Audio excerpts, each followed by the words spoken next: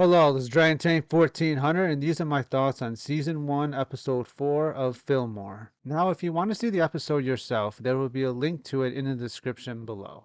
Okay, now on to the brief summary. Fillmore has dinner plans with his parents, but when the safety patrol needs him due to the school mascot being stolen, he is forced to reschedule. As Fillmore and Ingrid question a suspect, Fillmore slips about the stolen mascot, which gets out to the rest of the school, destroying the school's morale. Due to this, a psychic is put on the case as well, who finds that the editor-in-chief is behind it. However, it turns out that the psychic was faking and being led by the new editor-in-chief who is behind the whole thing in order to get his promotion. Fillmore and Ingrid capture the criminal while the psychic manages to find the mascot. Okay, now on to the characters. Fillmore is seen putting work before his family in this episode, and by the end learns to not only put his family first, but also to take a break every now and then. Ingrid acts as a supporting character through this as she guides and helps Fillmore out during this. This shows another flaw in Fillmore, which is being a workaholic. Okay, now on to the morals of the episode. These basically focus on work being the most important thing in your life. Is we have three characters that actually display this. Fillmore, with his tendency to be a workaholic and putting work before his family. The psychic by faking his psychic powers to become a psychic. And then we have the new editor-in-chief, who is the criminal behind the whole thing, and him basically kicking out his predecessor by framing him for a crime. Now, we'll talk about Fillmore first in this regard and being a workaholic. There are two extreme ends in this argument. One is being lazy and basically not working at all and just sitting there and being a sloth. And the other is overworking to the point that work becomes an idol. Work is all you do. Work is more important than your family. You're working like 12 hours a day, 7 days a week, or whatever. Work never stops. Now, I always said this. If your entire life is revolving around work, then what is the point of work, right? You get paid and you just do your job and you work, and you have no time to enjoy your money or have no time to enjoy the people that you love around you, your friends, your family, and stuff like that. And, from a Christian standpoint, putting God first as well. So work should never be first in your life. Now, it is important. You don't want to be lazy or anything like that. However, people take this way too far and they say, oh, you got to be the best employee at your business. But in all honesty, at least in the place I work and many other places, if you are the best employee, you're going to be working 12 hours a day, 7 days a week. And to be honest, there's also a factor that if you're worth that much, most people's bodies can't keep up with that, and you'll end up with like high blood pressure or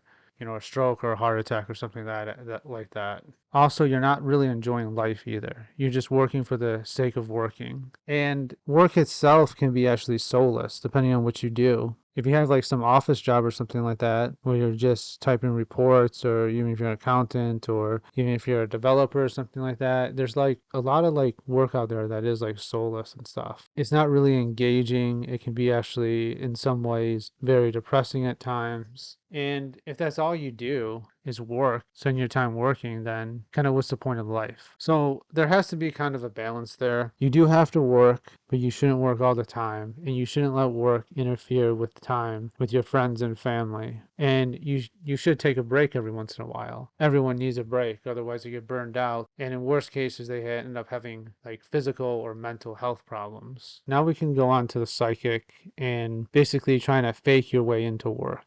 And what I mean is that he just basically cheated. This is like obviously wrong. You shouldn't try to cheat your way. You shouldn't try to fake your way. If you can't do something, you just kind of have to admit it and try to get better. I will say, like, from a Christian standpoint, him being a psychic and everything, there's obviously scripture on talking about that, on how psychics are demon possessed and stuff down that road and everything. I won't really get into it because that wasn't like the focus of the morals, but I just want to state that. And basically, the lesson we can learn from him is if you are bad at something, you shouldn't try to fake it. You should admit it, at least to yourself, and try to work on it to get better. All right, the last one is that new editor-in-chief that was a criminal of the episode. He basically performed criminal acts in order to get ahead in his career by taking down his predecessor. Now, there's other ways people do this as well. They take credit for other people's work and smooth the bosses and, all that kind of stuff as well in order to get ahead. But taking down a predecessor as well by framing them is something that does happen, and obviously it is wrong. People get away with it, though, unfortunately, a lot of times in the work business, but it is something that people shouldn't do. You should want your coworkers to succeed, kind of thing. You should actually be happy for them when they succeed, and you should do the best at like the task that's set before you, and maybe do extra stuff if you have time. Now, you don't want to become a workaholic as well, like Fillmore was, but like I said, there is a balance to that, and there is like a time and season to work a little extra harder in your career to kind of get ahead, and then there's a time to more rest and like work a little less, kind of thing. So the way he went about it, framing his predecessor, getting him kicked out, and then taking his job is, well, it's clearly wrong for many accounts, including criminal accounts, because he framed him for something that was criminal and everything. And a lot of times it's hard to fight this back and everything.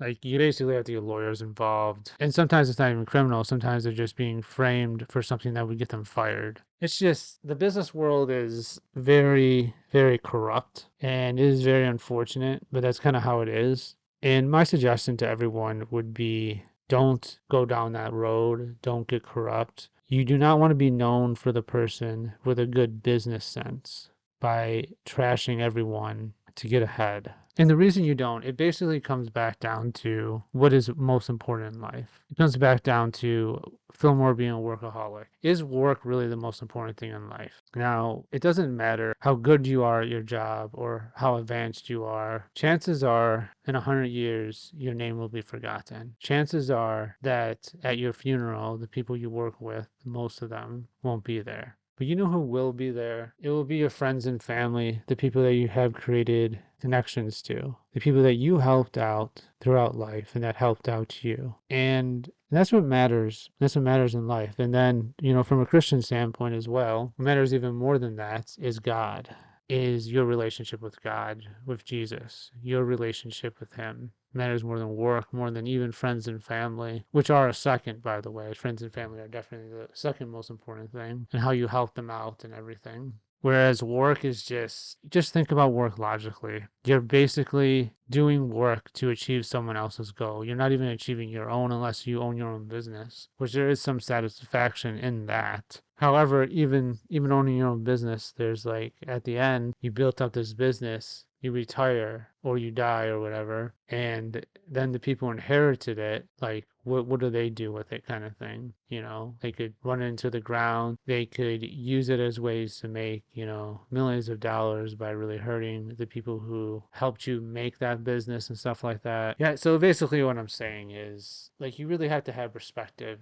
You really have to think about what is the most important thing in life. And like I said, I can tell you that it's God, and then the second thing is friends and family. I can tell you that to his blue in the face, like I have been. However, people really should examine this for themselves, because people go from day to day and they just work and work and work, and they just think that's the most important thing. And then because they think it's the most important thing, they do things like framing their boss in order to get a promotion, or they fake stuff in order to get ahead, or take credit for someone else's work, or work incredibly long hours, 7 days a week. When if you really think about life, really think about the course of life logically, you will come to the conclusion, at least most people would, that work is very, very meaningless in comparison to a lot of other things in life. Not to say that you shouldn't work or you should be lazy. No, you should not be lazy. Work offers you money. You work for money, and money is the thing that you need to survive, kind of thing. Anyway, hope you enjoyed the video. Thanks for watching. See you in the next one. Bye.